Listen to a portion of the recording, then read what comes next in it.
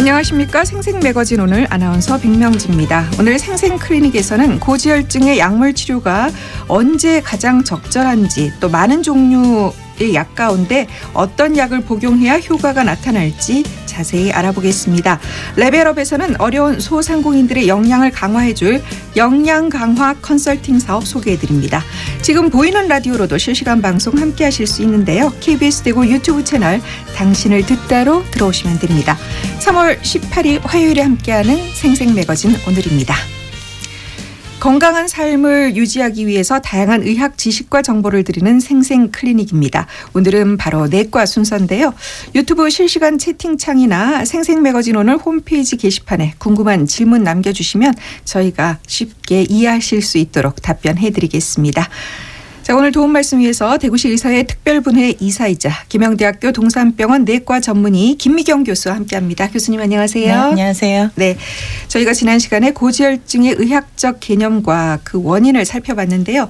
치료법과 예방법에 대해서는 이제 오늘 이 시간에 다시 알아보기로 했죠. 고지혈증에 대해서 조금 더 깊이 한번 들어가 보겠습니다. 네. 오늘은 이제 약물이나 이런 걸 저번에 얘기를 못해서 보는 거 위주로 얘기를 해보도록 하겠습니다. 네, 그 지난 시간 그 설명을 바탕으로 하면 콜레스테롤을 좀 최대한 낮추는 게 중요한 것 같아요. 네네.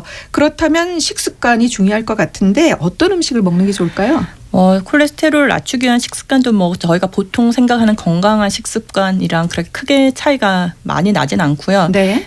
적정한 체중을 유지할 수 있는 그러한 이제 한테 에너지가 과다하게 되면 결국 지방으로 쌓이게 되기 때문에 내한테 맞는 이제 에너지를 섭취하는 게 가장 중요하고 통곡물이라든지 잡곡이라든지 이런 거 식이섬유, 채소 같은 거를 많이 충분히 섭취를 하는 것이 좋고요. 보통 이제 붉은색이라 해서 적색육이라든지 뭐 가공이 되어 있는 거라든지 그런 것보다는 단백질도 콩류나 생선이나 이런 것들로 섭취를 하는 게 좋고, 과일도 다르게 가공이 된 것보다는 잘 생과일로 섭취를 하는 게 좋습니다. 네. 전체적으로 어쨌든 에너지가 좀 적어야 되기 때문에 저희가 전체 이제 식당을 한다고 하면은 아무래도 콜레스테롤, 지방 생각하시는 것처럼 전체 지방도 조금 적게 드시는 게 좋고, 뭐 햄버거, 마가린 이렇게 좀 가공이 되어 있는 트랜스 지방 안 좋다는 건 다 잘 아시니까는요. 그런 것들은 조금 적게 드시는 게 좋고, 그거 말고도 불포화 지방산이라고 하는 게 뭐 돼지기름이라든지 버터로 생각보다 음식한 것들이 꽤 있거든요. 그래서 그런 것들 좀 줄이시는 게 조금 더 좋을 것 같습니다. 네. 설명 중에 이제 과일도 생과일이 좋다고 하셨는데 그 과일을 가른 게 당뇨 환자한테는 되게 안 좋다 하더라고요. 근데 이 콜레스테롤에도 영향을 미치는가요? 이거는 식이섬유를 이제 충분히 좀 섭취를 하는 게 좋고, 과일이 사실 즙을 낸다든지 하면은 과다하게 섭취를 하는 것도 있고, 그리고 식이섬유는 사실 껍질에는 골고루 들어 있잖아요. 그렇기 때문에 전체적으로 저희가 뭐 당뇨 환자뿐만 아니라 모든 생활 습관 하는 환자들한테는 가공을 한 것보다는 그냥 생과일을 섭취를 하도록 하고 있습니다. 하지만 좀 적게 드셔야 되죠. 그렇군요. 자, 우리가 효과적으로 콜레스테롤을 낮추려면 식습관이 중요하다라고 설명해 주셨고, 적정 체중을 유지하는 식습관을 가지는 게 좋겠다, 그런 말씀도 하셨습니다. 하지만 주변을 보면 날씬한데도 콜레스테롤 수치가 높은 분들도 많더라고요. 사실 콜레스테롤은 식습관으로 다 할 수는 없고 이렇게 낮출 수 있는 게 조금 한계가 있긴 하고요. 체내에서 특히나 이제 그런 분들은 저밀도 콜레스테롤이 높은 분들이 많아요. 그런 것들은 바깥에서 들어오는 게 한 30% 정도 생각하면 대부분 이제 안에서 합성되는 게 많기 때문에 그런 기능이 조금 떨어지신 분들은 조금 이렇게 전체적으로 날씬하다고 생각이 되지만 저밀도 콜레스테롤은 높은 환자분들이 꽤 계시죠. 네. 안에서 합성되는 부분은 말씀하신 대로 우리가 흔히 이제 이야기 체질인 그런가요? 사람마다 좀 다른 개인적인 차이 있는. 뭐 그렇게 생각하실 수도 있을 것 같습니다. 네. 자, 이렇게 먹는 것 외에 또 중요한 게 운동이겠죠? 네네. 운동도 하지 않은 것보다는 훨씬 적정한 체중을 유지하기 위해 좋은 것이니까는요. 그래서 운동도 이제 보통은 뭐 유산소 운동, 체중을 많이 빼려면 정말 유산소 운동을 조금 더 해서 많이 조금 하는 게 좋고, 저희가 보통 당뇨병 환자분들도 그렇고 다른 대사증후군 있는 환자분들한테 하는 거는 뭐 주당 150분 정도, 그러니까 하루에 30분 정도 다 할 수 있으면 매일 1시간씩 네. 그렇게 하고 그것도 안 된다 그러면 주당 150분이면 내가 30분을 매일 못 한다고 하면은 1시간을 격일로 한다든지 그렇게 하시는 게 좋고 대부분 최소한 중등도의 운동을 저희가 하라고 얘기를 하거든요. 네. 그러면은 최소한 제가 걸어서 이렇게 갔을 때 좀 숨이 찬다, 그러니까 땀이 좀 젖는 것 같다 이런 게 조금 느껴져야지 또 심박수가 그래 좀 올라가는 기 때문에 효과가 있는 거고 네. 그렇지 않고 내가 1시간을 다 걸었는데 너무나 편안하다 이거는 그거는 산책이죠. 네, 그렇죠. 예. 네, 그렇게 운동을 계속 못 하시는 분들도 꽤 많이 있을 수가 있기 때문에 신체 활동 자체를 조금 이제 네. 활발하게 하시도록 조금 생활 습관을 바꾸는 것도 좋고요. 네. 그거 말고도 이제 특히나 근력 같은 걸 나중에 유지하는 것도 최근에 이렇게 건강하게 노화되기 이런 것도 많이 나오긴 하는데 네. 근육도 중요하기 때문에 주 2, 3회 정도는 근력 운동, 그다음 유연성 운동을 병행하는 것이 도움이 됩니다. 네. 그럼 앞서서 주당 150분 정도의 중등도 운동을 권장하시는 거는 이제 유산소 운동 말씀하시는 네네네. 거고 그와 별개로 주 네. 2, 3회 정도는 또 근력 강화 운동도 네네. 하는 게 좋겠다. 말씀이십니다. 자, 예방과 관리를 잘 하더라도 불가피하게 고지혈증을 앓게 되면 좀 치료, 의료 기술의 힘을 빌릴 수밖에 없을 텐데 적절한 약물 치료 시기는 언제로 봐야 할까요? 일단 사실은 오시는 검진을 하시고 아니면 질환을 가지고 있는 거에 따라서 저희가 목표치가 다 다르기 때문에 사실은 어떤 분들한테 바로 시작하는 걸 다 개별적으로 다 얘기하기는 힘들고요. 네.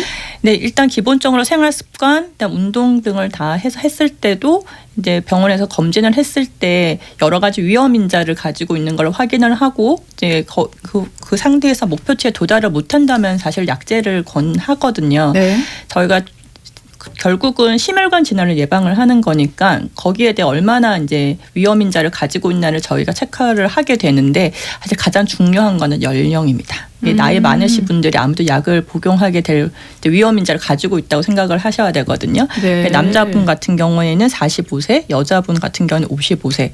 그다음에 흡연을 하는 경우, 그다음에 고혈압 약제를 복용하고 있는 경우, 그다음에 가족 중에 조금 더 이렇게 심근경색 아니면 뇌졸중 이런 게 빨리 이제 오셨는 분들이 있어요. 그래서 어떤 분들은 자기 이제 친척 중에서 삼촌, 외삼촌 이런 분들 중에 남자 같은 경우에는 55세 미만의 그런 것들이 생겼고 여성 저희 고모가 60세, 그러니까 65세 미만을 보거든요. 그래서 그렇게 좀 저희가 생각했을 때 좀 젊은 연령에서 그런 이벤트가 있었던 가족력이 있으면은 그것도 위험 인자에 속하게 되고요. 네, 이전 시간에 고밀도 고지혈증, 콜레스테롤 같은 경우는 좋은 거라고 했잖아요. 네. 그게 너무 낮으신 분들은 이제 그것도 하나 위험 인자로 속하게 됩니다. 반대로 그게 만약에 높다고 하면은 내가 위험 인자를 계산을 할 때 하나를 빼게 되는 상태입니다. 네. 조건들이 많으니까 주치의 선생님과 네네. 꼭 상담을 하시는 게 좋을 것 같고요. 네.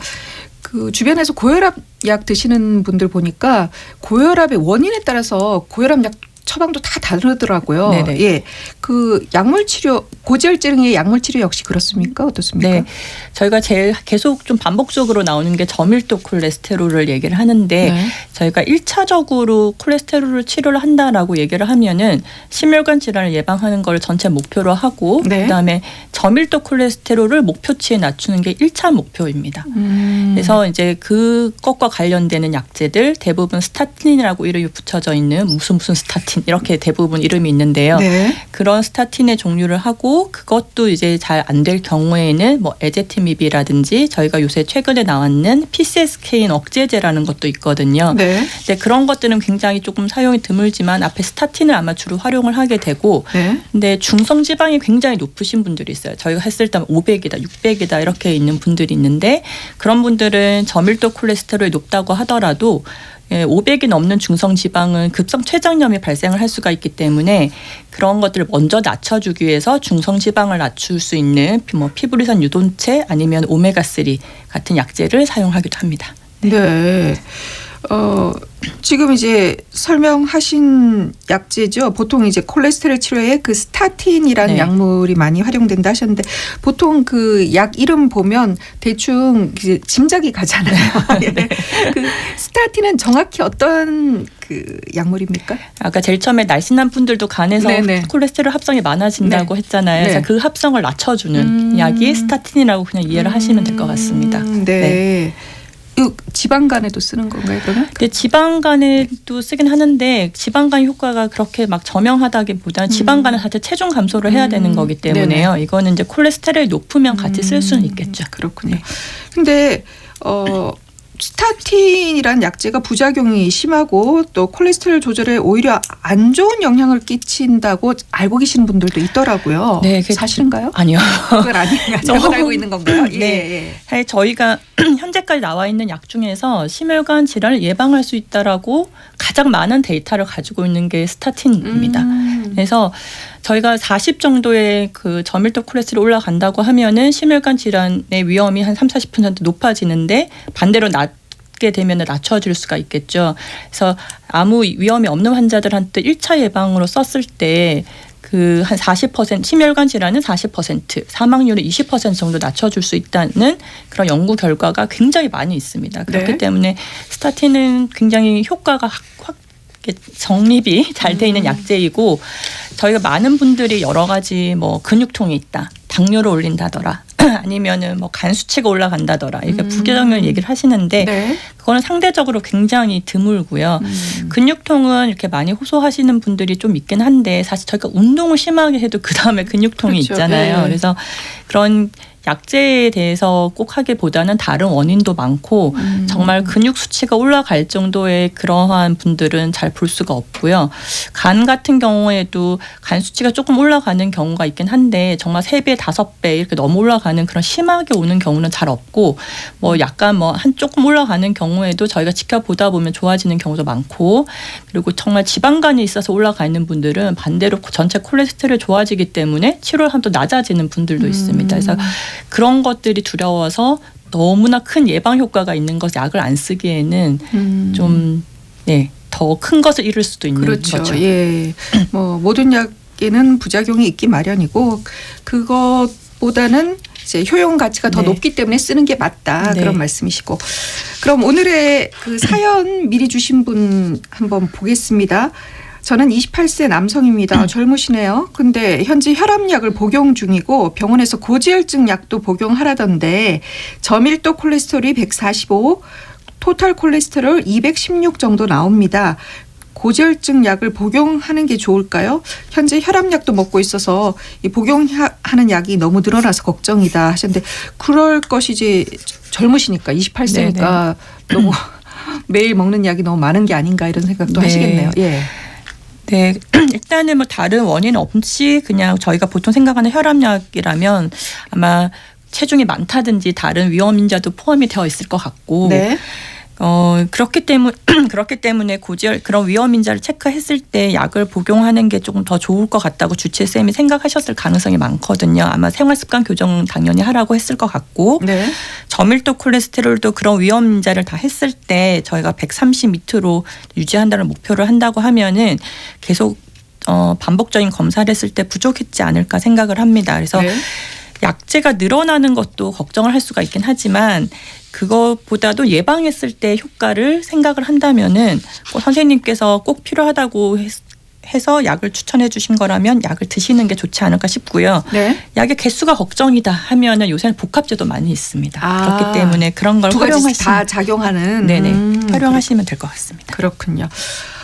이 질문은 저도 좀 궁금하네요. 고지혈증 약을 먹기 시작이 좀 됐습니다. 요즘 다이어트 하려고 레몬물을 마시려고 보니까 이 고지혈증 약과 같이 먹으면 안 좋다고 하더라고요. 요즘 레몬물 마시는 습관들 유행이거든요.